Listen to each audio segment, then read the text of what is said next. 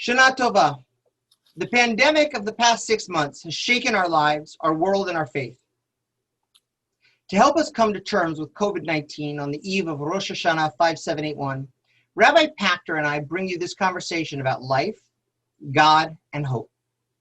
So let me start, Rabbi Pachter, and ask you how you're doing. How has overall the pandemic been for you? How have you been dealing with it? How am I doing?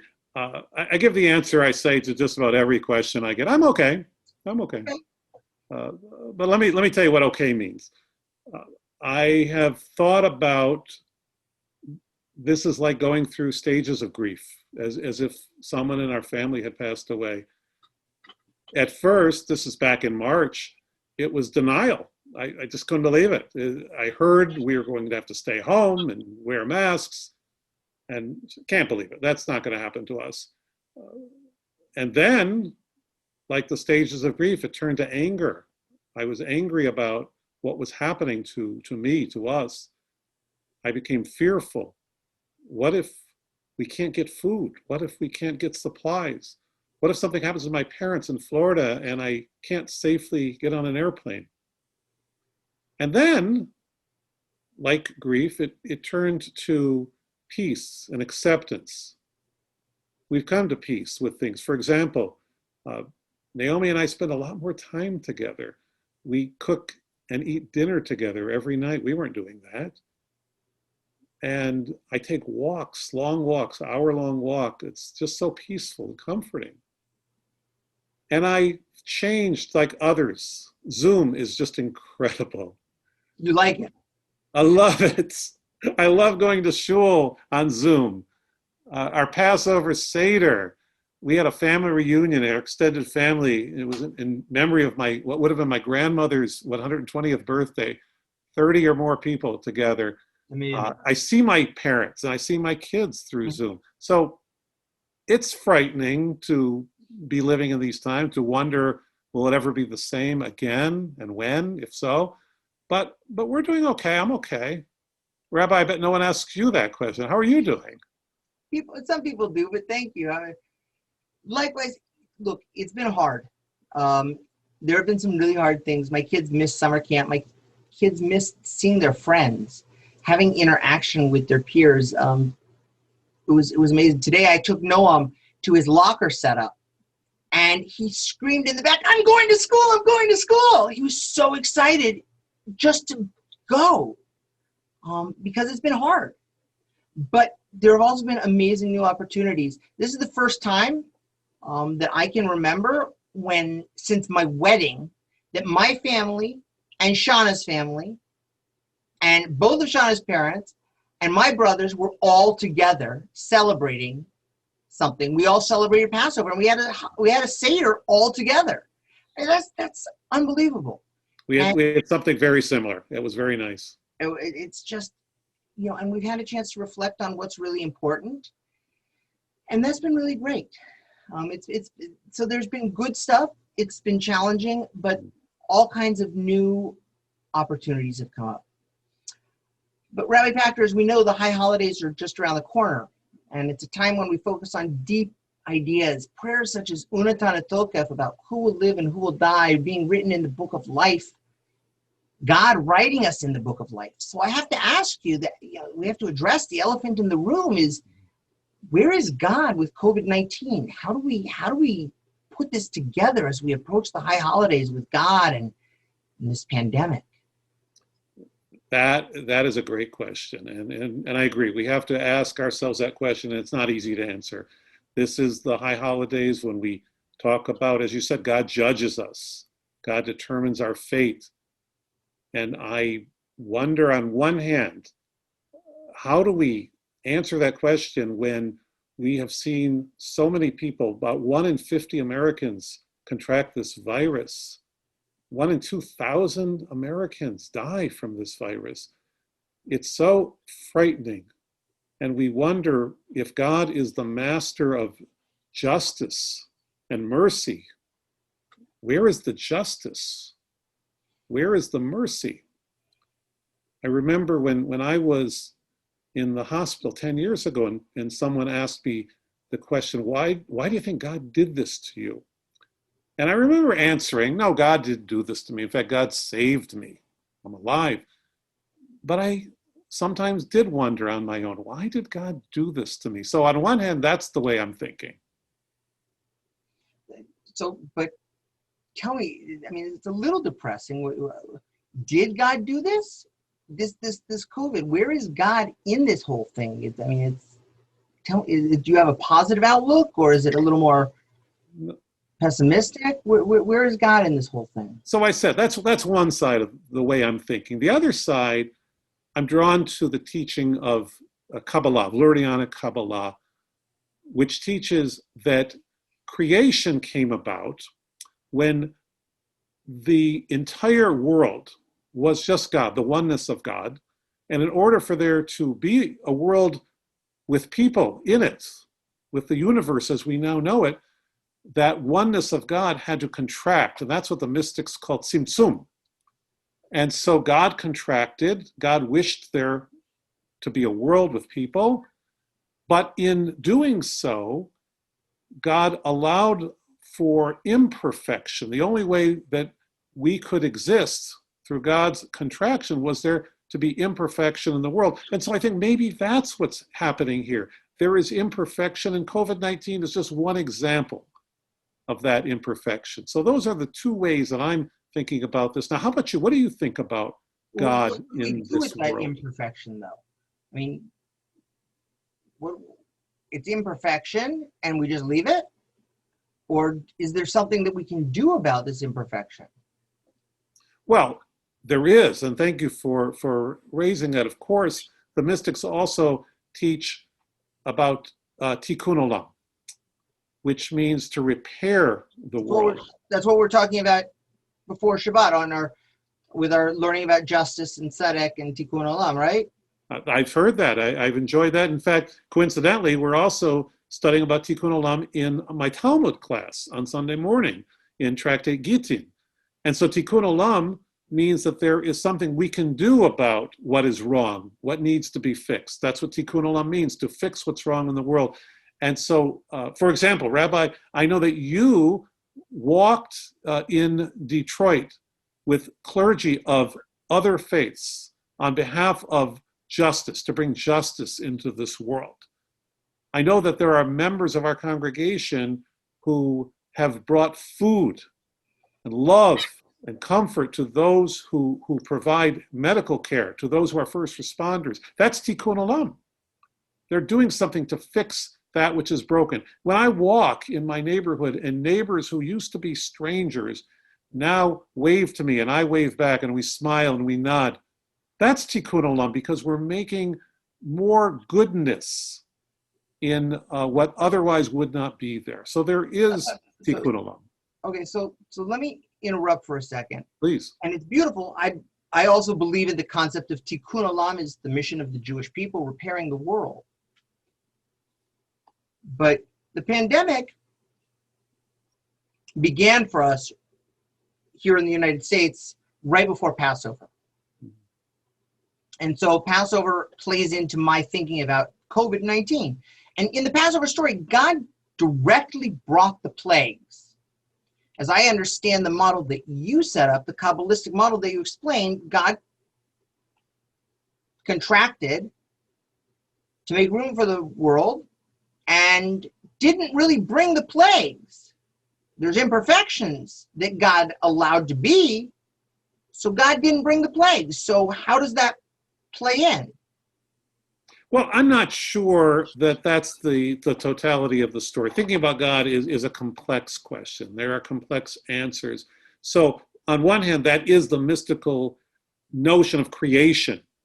But it doesn't mean, and I certainly don't believe, that God can't intervene in this world. So I am not at all saying that the plagues could not have been the hand of God.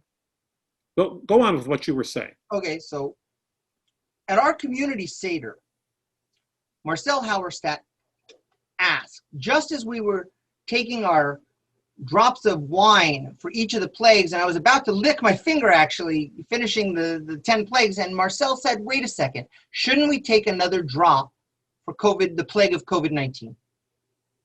I thought for a second, and I answered then emphatically, and I still believe now very strongly that this is not a plague, and definitely not like the one God brought in Egypt. Probably a number of reasons, but most importantly is that our relationship with God has changed. So are you saying that God could bring a plague today, but God chooses not to because of our changed relationship? Not exactly. Let me lay out a metaphor. You explained the Kabbalistic understanding of creation. God filled every space that was. And then in order to create the world, God had to contract God's self to make room. And there were imperfections in what was created in that space. That's right.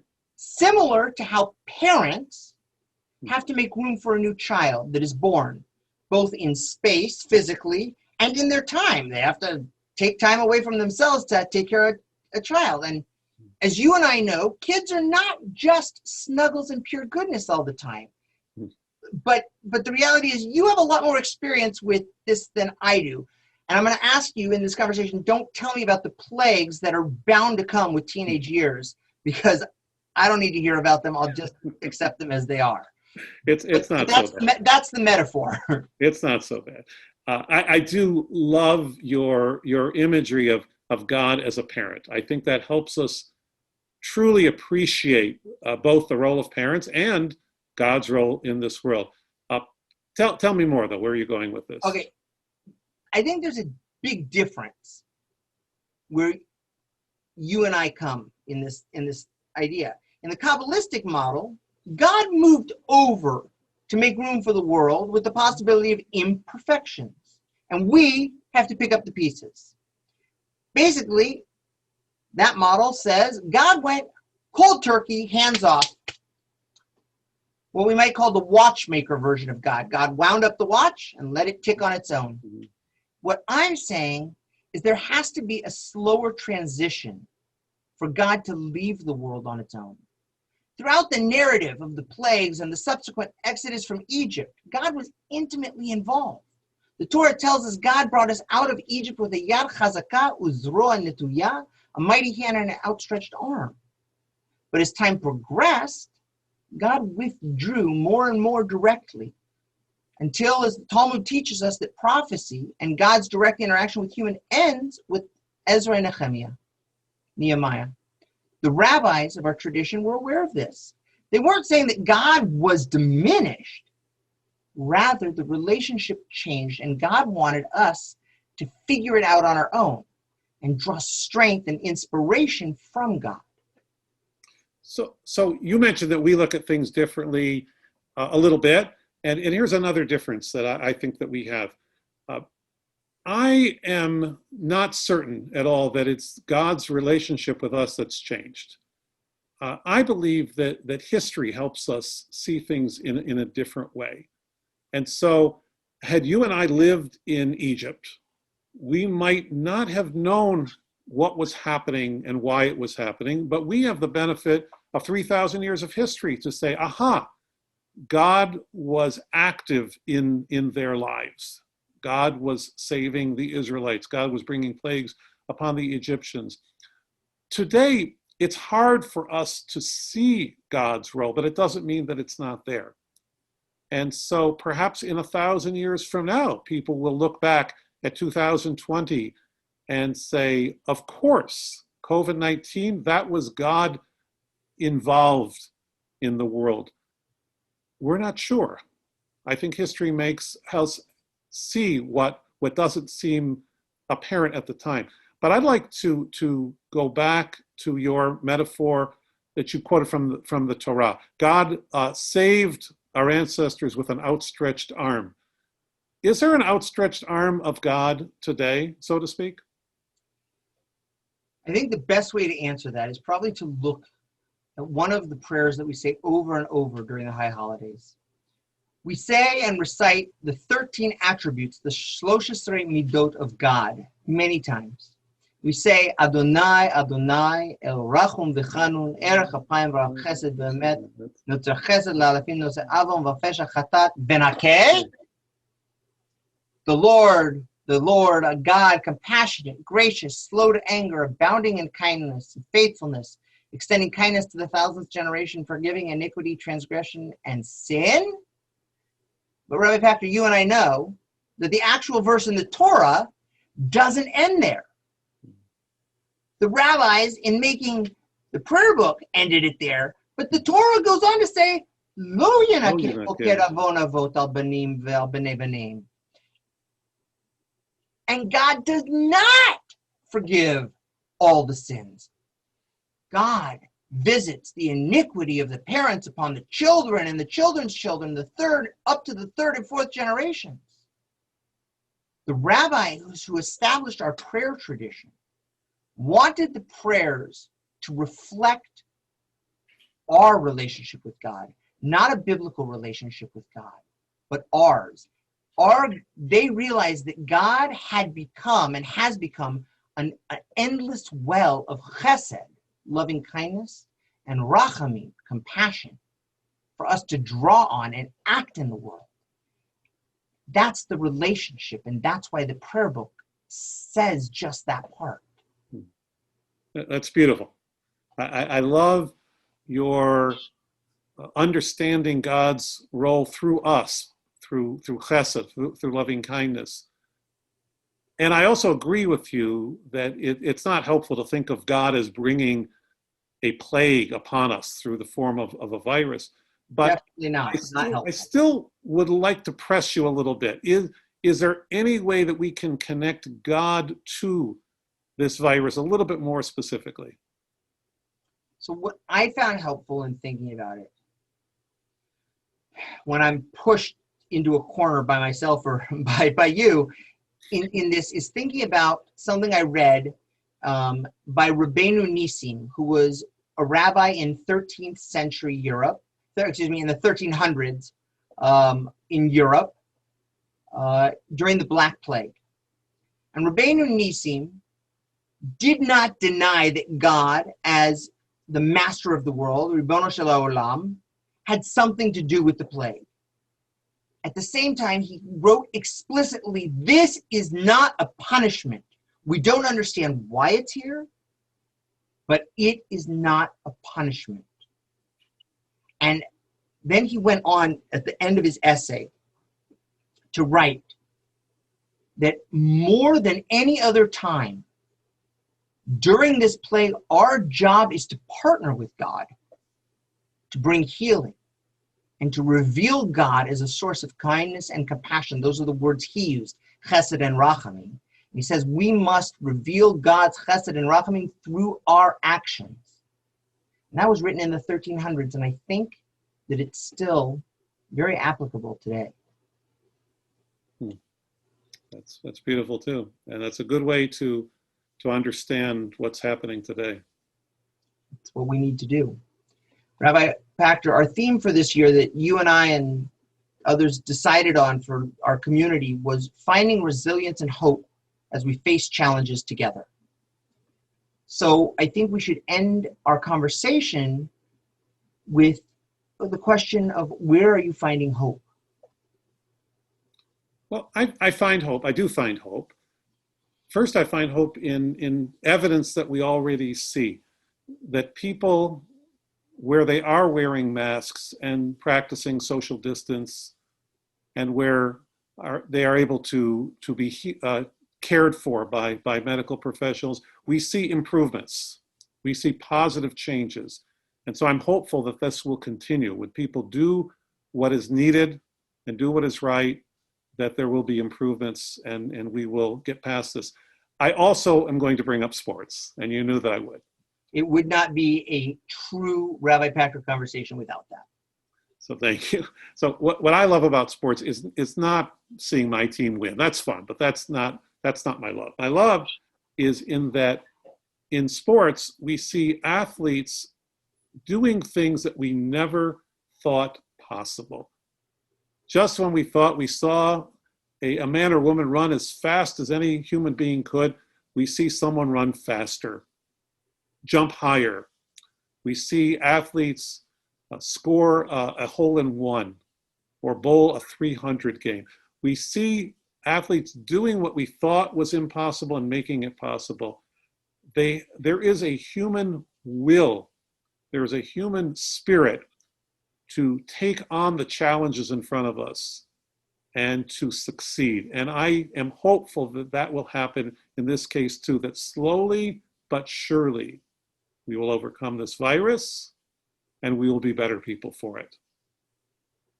And so Rabbi Kantor, now is your chance. Are you hopeful? And if so, how are you hopeful?